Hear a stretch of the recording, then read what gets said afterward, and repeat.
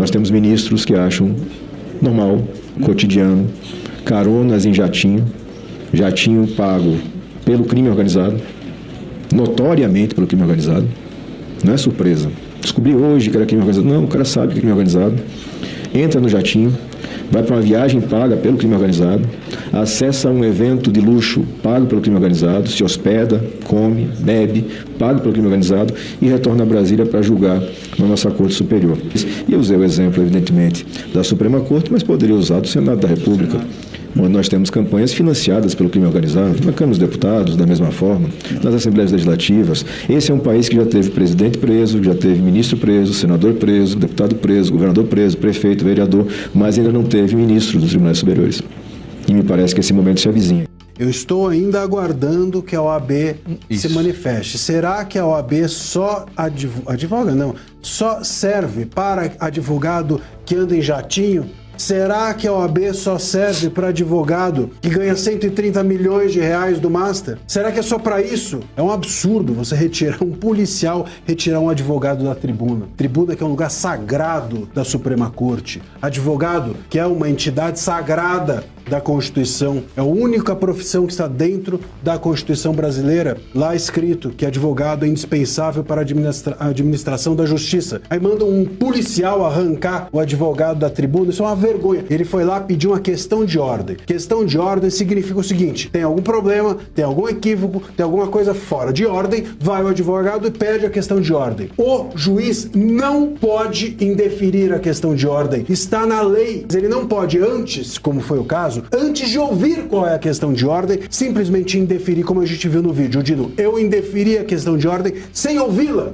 Isso é absurdo, não existe. O Estatuto da Ordem, da OAB, o Estatuto da OAB, que determina as prerrogativas do advogado e que é lei federal, é assegurado ao advogado o direito de usar da palavra pela ordem, em qualquer tribunal para esclarecer equívoco ou dúvida, bem como para replicar acusação ou censura. Então é um direito que está numa lei federal. O Dino está violando a lei ao fazer isso, ao não permitir que ele fale. E está violando de novo a lei ao censurar o advogado, mandando ele ser retirado por um policial. O policial devia entrar ali no julgamento para retirar o Dino. Claro. É o Dino que devia ser retirado. Não só por isso, mas porque o Dino é uma pessoa, como a gente sabe, suspeita para esse julgamento, porque ele foi ministro da Justiça, porque as imagens que estavam sob custódia dele sumiram e por outras questões mais que é melhor a gente não falar. Esse aqui é Augusto Arruda Botelho. Ele estava num jatinho junto com Toffoli e Vorcaro em direção a Lima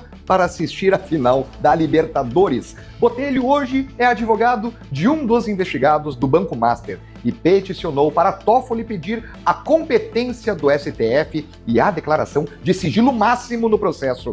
Foi uma feliz coincidência para ele, para nós não. O jatinho em que eles viajaram pertence a Ronaldo César Coelho, o Pastore.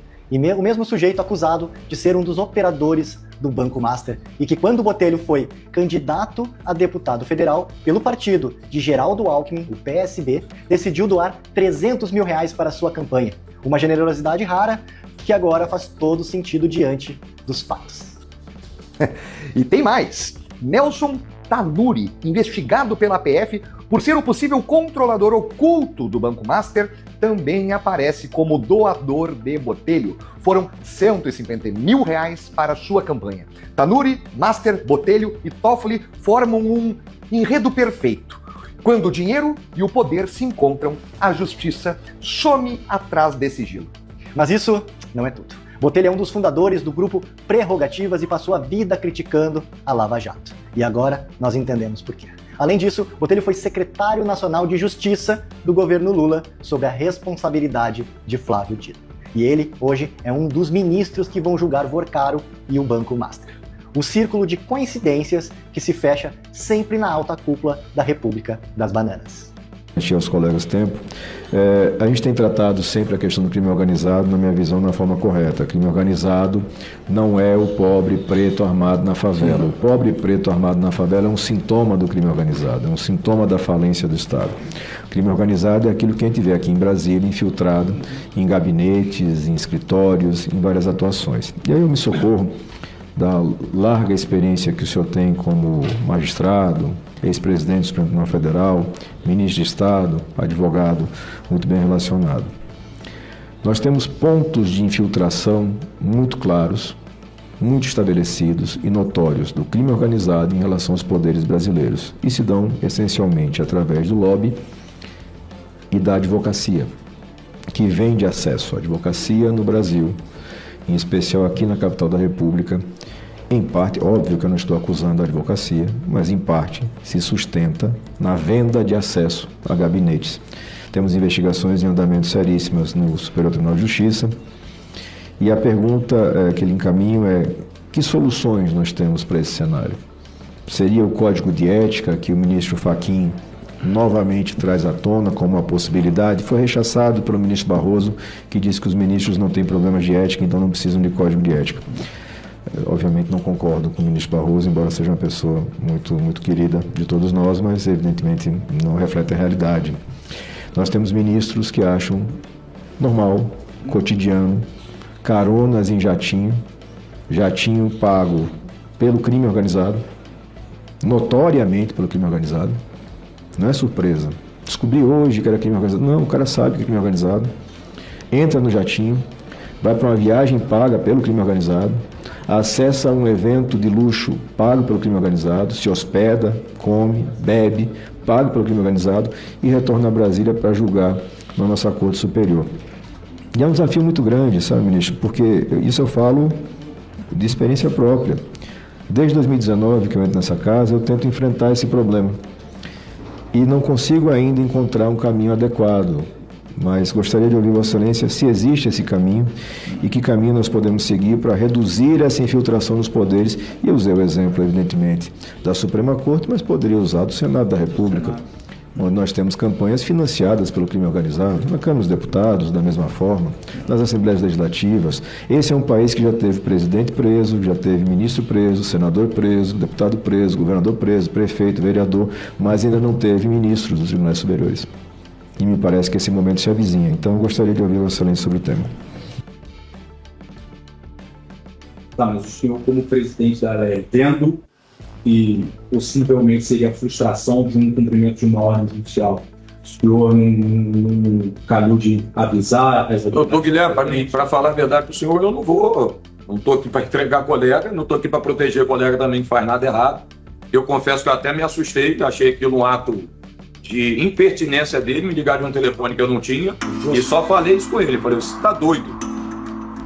Repito, eu não sabia a operação para quem era, e graças a Deus, inclusive, a operação foi para ele, que foi preso. Então, a maior prova, se eu tivesse a ajudar, eu teria falado: sai do país, viaja, faz não sei o quê. Eu não sabia de nada, absolutamente nada. Às 6 da manhã do dia 3 de setembro, TH Joias envia para Rodrigo Bacelar imagens dos agentes da PF dentro da casa dele. Falei: cara maluco, rapaz, o cara me manda um vídeo ou uma foto, agora eu não lembro aqui o que era, dos policiais lá na casa dele me informando que o policial tá na casa dele 4 horas, tá maluco? O senhor mantém relações pessoais ou profissionais com algum responsável pela operação? Eu falo com praticamente todo mundo, é impossível não falar, eu sou chefe de um poder. No carro em que Rodrigo Bacelar foi para a PF, agentes encontraram R$90 mil.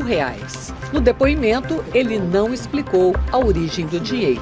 Qual é a destinação desse valor? Eu vou me reservar o direito de apresentar depois vou me reservar o direito de a parte do dinheiro. E depois eu vou apresentar a comprovação. O delegado pergunta ainda se Bacelar conhecia o histórico criminal de TH Joias. Já tinha ouvido algumas coisas de ler, habitualmente em jornal, mas não conhecia. Pergunta um ao outro: o pessoal fala que é ligado a comando, sei lá o quê. Eu falo: eu não quero saber o que você fez, o que você deixa de fazer. Da porta para dentro, se você tiver uma atitude de bom convívio com todo mundo, o que você faz na rua não me diz respeito.